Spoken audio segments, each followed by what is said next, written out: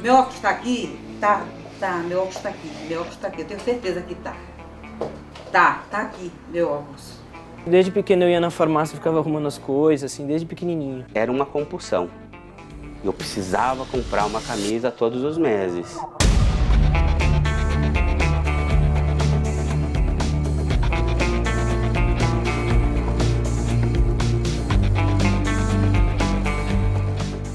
Eu fui diagnosticado com TOC, o transtorno obsessivo compulsivo, aos 24 anos de idade, né? Depois de um episódio que estava me incomodando muito, eu estava dirigindo. Enquanto eu dirigia, em alguns momentos eu tinha dúvida se eu tinha machucado alguém no trânsito, né? E isso perdurou mais ou menos durante quase um ano, até que um dia eu estava na Marginal aqui em São Paulo e na Ponte do Piqueri, né? Então é um dia que gravou muito a minha história. Eu fiquei quase durante 3 horas subindo e descendo a ponte de carro. Então quando eu chegava numa alça da ponte, na outra alça vinha um pensamento assim: como que você fez a curva? Será que você machucou alguém? Então gerava essa dúvida.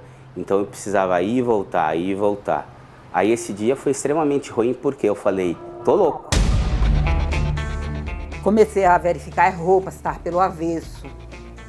Porque se eu deixasse aquela roupa pelo avesso, ia acontecer alguma coisa de ruim com meus filhos ou comigo. Aí peguei, comecei a contar a fechadura. Eu conto mais de 50 vezes. Se você me deixar eu sozinha, eu venho e conto. O fogão do gás, a mesma coisa. Conto não sei quantas vezes. Eu não consegui descobrir quem sou eu, quem é o TOC. Parece que são duas pessoas numa só, entendeu? 90% da minha vida foi em cima da doença, né? E eu me descaracterizei muito como pessoa por conta disso, porque o TOC é uma doença que, pelo menos no meu caso, eu não sei nas outras pessoas, ele mexeu muito com essa questão da minha autoestima. Então eu nunca, eu acho que não teve um momento da minha vida que eu consegui pensar como uma pessoa normal.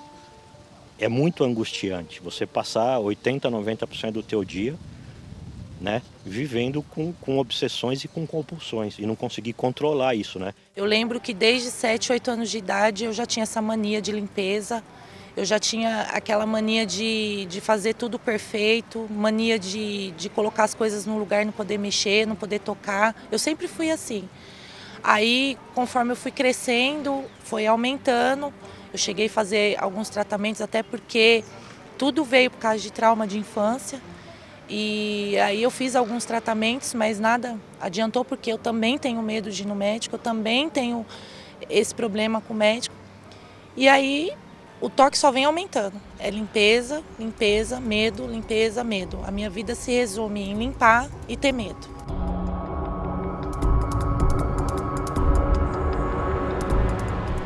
O TOC é um transtorno obsessivo-compulsivo. Ele é composto de obsessões e compulsões. Obsessões são pensamentos recorrentes e compulsões são comportamentos repetitivos. As obsessões são pensamentos intrusivos, são pensamentos involuntários. A pessoa ela tem pensamentos que vêm involuntariamente, recorrentes, sem ela querer. Então a compulsão são os rituais, ritual de lavar a mão, ritual de arrumar armário, que é a simetria, todas as minhas camisas precisam estar iguais, ou então assim, todos os sapatos alinhados, todas as camisas alinhadas, então tem dissimetria, e aí uma diversidade de coisas. Esse aqui é um dos meus armários. Todos os armários que estão nesse quarto são meus, né? Então, aqui teve uma época que eu colecionei muito boné, né? Cheguei a ter mais de 300 bonés. Eu acredito que hoje eu devo ter uns 80, 90, não sei. Se eu vejo algum boné barato que eu não tenha, e se eu tiver dinheiro eu compro. Ninguém pode entrar na minha casa. Eu me sinto muito mal, mas por um pouco de educação, porque eu não moro lá sozinha, eu termino aceitando que vá algumas pessoas, mas as pessoas vão embora e eu já vou limpar. E eu limpo mesmo, é faxina todo dia. Eu lavo o banheiro, eu limpo janela, eu limpo dentro dos armários de geladeira, lavo roupa o dia inteiro, passo, é o dia inteiro trabalhando. E o meu marido fala assim pra mim que não tem uma esposa, que ele tem uma escrava. Todos os meus rituais, depois que minha filha nasceu, são voltados para ela, assim. Eu não apago a luz se eu estiver pensando nela, eu não sento em nenhum lugar se eu estiver pensando nela. Por exemplo, tem uma coisa que está me incomodando muito, eu praticamente considero o meu lado direito como se fosse a minha filha. Eu não posso colocar a minha mão direita em cima, a minha mão esquerda em cima da minha mão direita, a minha perna esquerda em cima da minha perna direita, é sempre o contrário, porque se eu fizer isso eu vou estar sufocando ela, entendeu? Para o leigo, mania é aquilo que você tem mania de fazer, é aquilo que você faz repetitivamente. Muitas vezes o que o leigo está chamando de mania é um hábito. Né? Então, por exemplo, a gente tem o hábito de, depois que termina de cozinhar, desligar o fogão e muitas vezes rever isso. Por exemplo, vai para a sala e faz, será que eu desliguei o fogão? E aí vai checar porque ninguém quer que a casa exploda, né? Quem tem toque vai ter isso muito exagerado. Então ele vai para a sala, volta, checa que desligou tudo, volta para a sala, lá é acometido de uma dúvida terrível. Será mesmo que eu fechei? Aí volta, vê pela segunda, terceira, pode chegar a voltar 15 vezes para checar uma mesma coisa que já foi checada. Quem tem toque, a gente brinca que é a doença do esconde-esconde, né? Eu escovava 25, 20 vezes por dia, mas ninguém percebia. A minha mãe só foi ficar sabendo disso numa palestra que eu fui fazer para contar a minha história do processo de aceitação com a doença, né? E tantos os outros comportamentos, eu sempre arrumava desculpas. Então, por exemplo, quando eu tinha que verificar a porta várias vezes à noite, eu deixava para fazer isso enquanto as pessoas estavam dormindo. Vinha a sensação de um pensamento, eu não precisava anotar na frente da pessoa. Eu arrumava uma desculpa, ia lá e anotava. Isso praticamente para todas as manias. Então, eu acho que isso é uma coisa que cansa mais ainda, porque você tem vergonha do que você pensa, do que você sente, as pessoas não percebem e você esconde das pessoas. Chegou uma época da minha adolescência, assim, para a idade adulta, eu tinha muita mania de contaminação. Para você ter ideia, eu cheguei num ano fazer 4 exames de HIV. Por mais que eu fizesse os testes, tal, para mim eu tinha doença.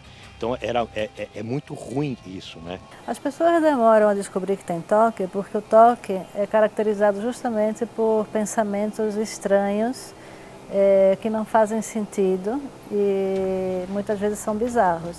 A pessoa que tem toque se assusta com aqueles pensamentos. Um dos pensamentos frequentes é, por exemplo, será que eu sou gay? E aí ela se apavora e não tem coragem de falar sobre isso. E isso faz com que ela passe anos a fio sofrendo em segredo. Tanto que se chama também a doença do segredo. Acho que como toda mãe a gente não consegue acreditar, né? Aí eu comecei a tentar me lembrar de algumas situações que poderiam, assim, me trazer na lembrança alguma coisa que ele tivesse feito na adolescência, na infância, né? E aí eu comecei a pensar e lembrei de algumas questões, mas foram assim, bem... não permaneceram, né? Eu tenho 3 principalmente. Esse de verificações, o de lavagens, que é o banho, que é medo de contaminação, e as mentalizações, que é quando eu penso uma coisa ruim, eu vejo uma coisa ruim, eu tenho que fazer uma espécie de oração para neutralizar essa situação. Então só assim eu fico aliviado. Então eu comecei a pensar assim,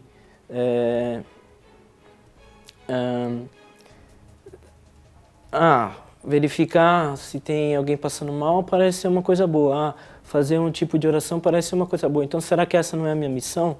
Então eu comecei a fazer tudo que me vinha na cabeça. Antes eu até moderava um pouco. E quando eu comecei a fazer tudo que me vinha na cabeça, eu não parava de fazer mentalizações, verificações, principalmente as mentalizações. E lavagens também, comecei a demorar muito no banho, 4 horas. E, nossa, ficou muito estressante. Foi uma fase que eu digo assim, eu não tenho nem palavras direito para descrever como foi, assim, só tá passando de novo para poder entender, porque é uma coisa que eu nem imaginava que existia. Ele já não conseguia mais nada. Ele acabou até ficando assim, mais agressivo com ele mesmo, com as pessoas. Pedia toda noite para Deus para não acordar, para acordar em outro lugar, ou nem que não existe outro lugar. Eu pedia para não acordar porque estava insuportável. E eu tinha passado por outras situações antes bastante difíceis, mas essa, realmente, para passar de novo, eu não sei o que eu faço.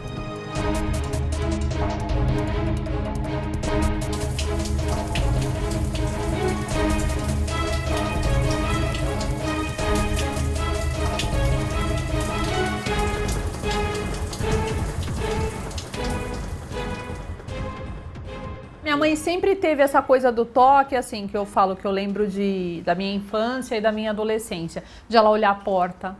Deixa eu verificar a porta. Ela sempre foi muito preocupada com a porta, com o gás. Se a gente, sabe, se ela estivesse no serviço, ela ligava, e o gás está desligado, sabe essas coisas? Mas não um ritual igual ela tem hoje, que chega a ser até uma coisa... Se eu deixar, é verdade, ela fica 24 horas. Eu fiz um tratamento muito sério nas clínicas, que foi a época que eu melhorei muito, eu praticamente zerei os sintomas. Só que eu parei porque o remédio ele te causa efeitos colaterais muito fortes, assim, né? É questão de você fica... eu dormia, tipo, se eu estava em casa eu dormia 16, 17 horas por dia, cansaço, boca seca, tontura, dor de cabeça, mas assim, praticamente... eu controlei a doença, mas os efeitos colaterais são muito pesados, né? Até há alguns anos o toque era pouco conhecido. A primeira medicação que surgiu para o toque foi na década de 80. Então, até a década de 80, início dos 90, muitos casos de toque eram diagnosticados como esquizofrenia, por exemplo. Agora não, agora com a ajuda da mídia, a maioria das pessoas já sabe o que é toque, as pessoas brincam, dizem, eu tenho toque. Né? Mesmo quando não tem, elas dizem eu tenho toque, ou meu toque é tal. Então melhorou bastante, mas ainda é uma doença que muitas vezes não é diagnosticada.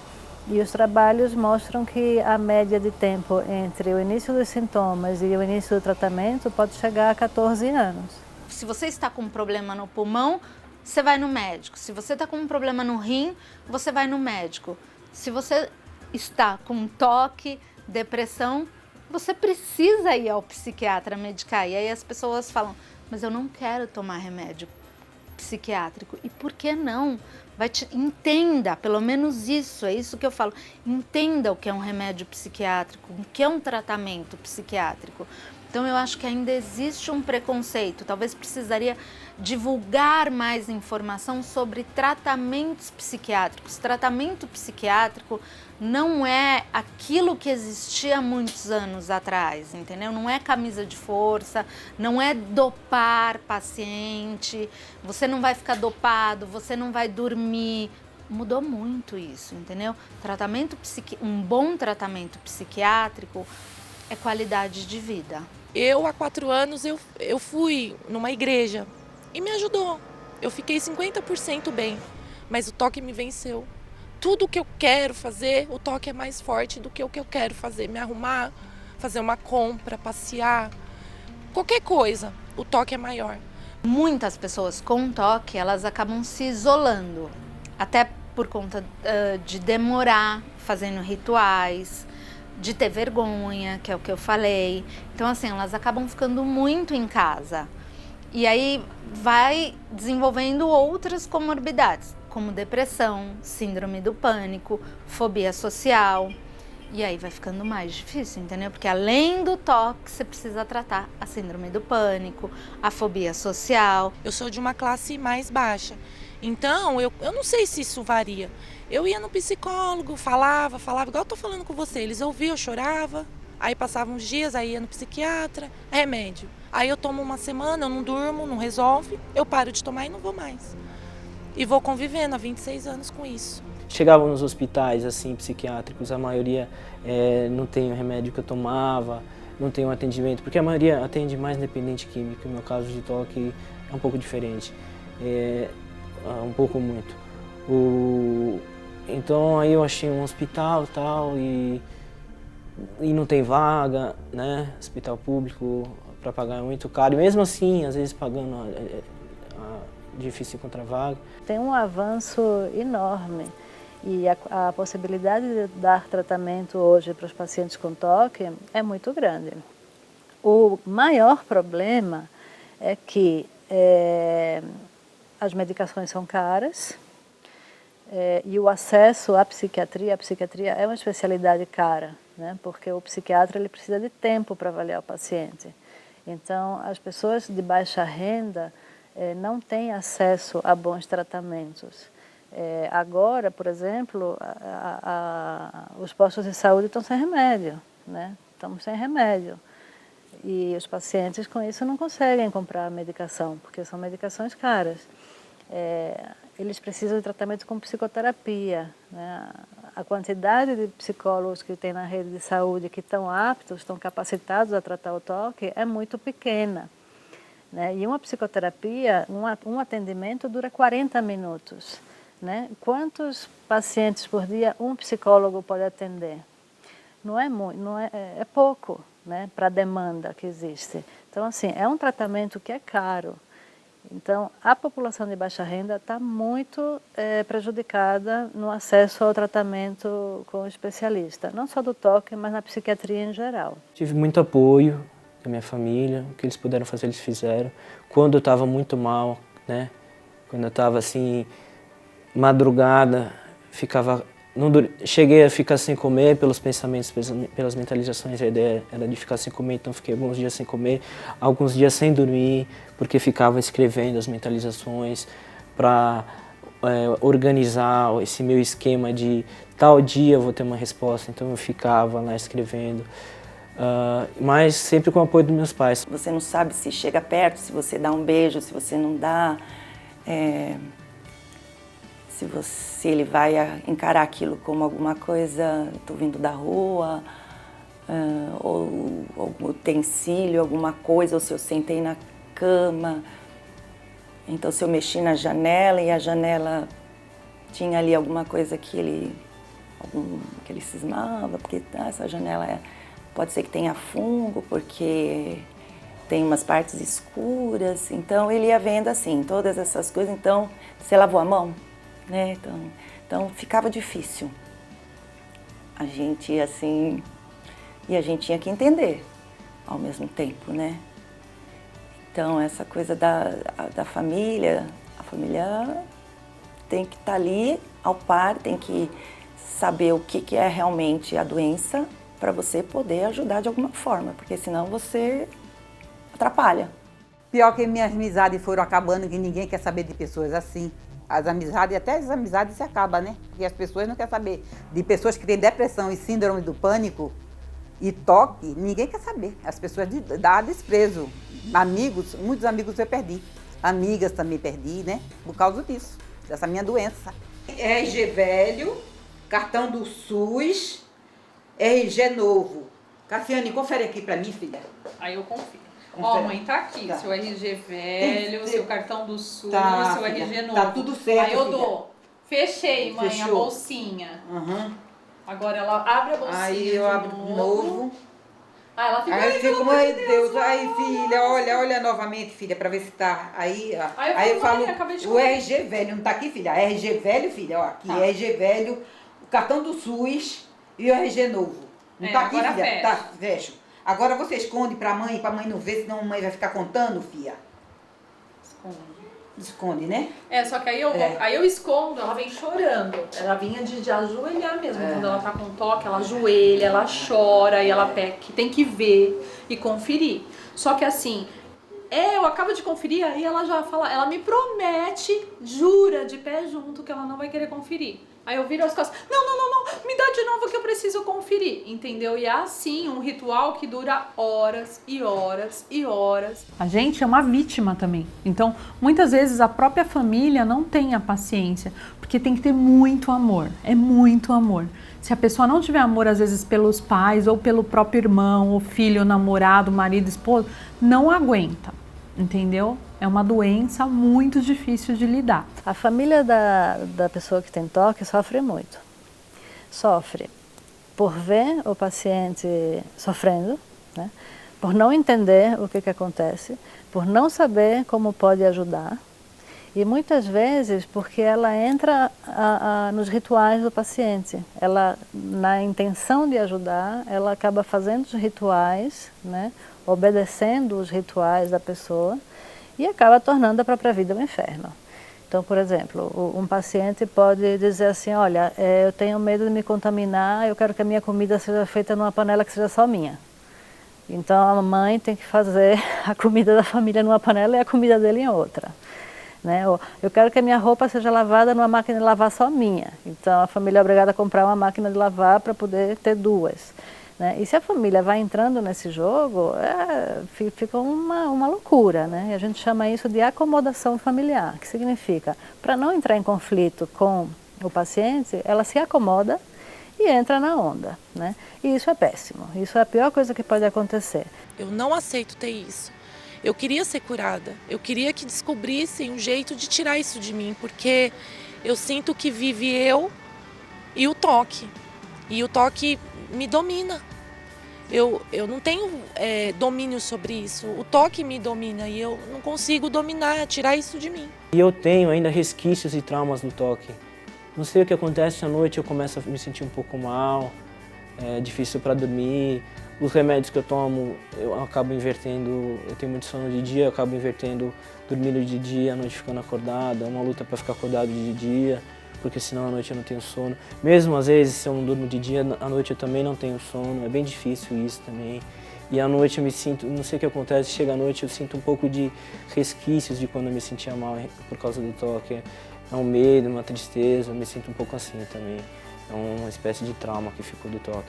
Quem está em volta se aceita que o portador realmente tem uma doença, o processo de recuperação ele vai ser muito mais leve, muito mais tranquilo. Porque também não adianta eu aceitar e minha família não aceitar que eu tenho. Ou a família aceitar e o portador. Então a aceitação é fundamental. E eu acho que vale como exemplo o dia que eu fui no psiquiatra e ele disse assim, você tem toque. Eu saí extremamente contente do consultório. Porque eu percebi que eu tinha uma doença, eu não estava ficando louco. E nas fases agudas eu sei que o medicamento vai aumentar e eu sei que o toque vai aumentar.